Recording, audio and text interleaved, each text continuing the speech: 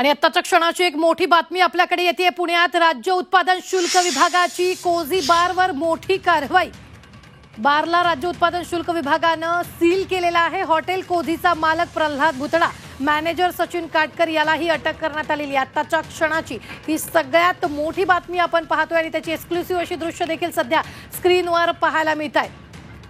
पुण्यातल्या कोझी बार सील करण्यात आलेला आहे, त्याचीच ही दृश्य आपण थेट पाहतोय। पुण्यात राज्य उत्पादन शुल्क विभागाने ही मोठी कारवाई केलेली आहे। तर या संदर्भात ताजे अपडेट देत आहेत आपले प्रतिनिधी निलेश करमरे। निलेश, काय ताजे अपडेट आहे, काय घडतंय?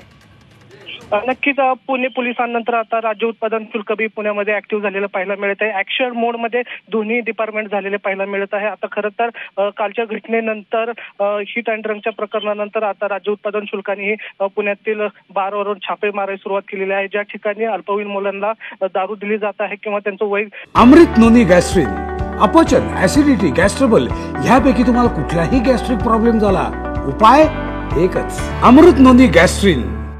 न तपासता त्यांना एंट्री दिली जात आहे। अशा ठिकाणी आता कडक कारवाई राज्य उत्पादन शुल्काकडे होत आहे। त्याचबरोबर आता क्रेझी बार आहे तो सील करण्यात आलेला आहे। ज्या ठिकाणी दारू ठेवण्यात आलेली आहे तो परिसर त्या सील केलेला आपल्याला पाहायला मिळत आहे। एकूण जर पाहिलं तर आता पुणे पोलिसांनंतर आता राज्य उत्पादन शुल्क सुद्धा ऍक्शन मोड मध्ये झालेलं पाहायला मिळत आहे। आणि आताची महत्वाचं म्हणजे आता उपमुख्यमंत्री देवेंद्र फडणवीस हे पुणे पोलीस आयुक्तांच्या भेटीला दाखल झालेले आहेत। कदाचित याच प्रकरणाबद्दल ते चर्चा करू शकतात। आताच काही क्षणातच ते या ठिकाणी दाखल झालेले आहेत। आता ते पुढे कमिशनर आणि उपमुख्यमंत्री देवेंद्र फडणवीस काय बोलतील हे पण पाहणं उत्सुकतेचं असणार आहे, कारण ते काही सूचना पोलिसांना देतात का हे पण पाहणं महत्त्वाचं आहे। निलेश, धन्यवाद ताजे अपडेट देण्यासाठी। आम्ही वेळोवेळी तुमच्याकडून या संदर्भातले ताजे अपडेट घेत राहणार आहोत। तुर्तास आपण पाहतोय पुण्यातला कोझी बार सील करण्यात आलेला आहे।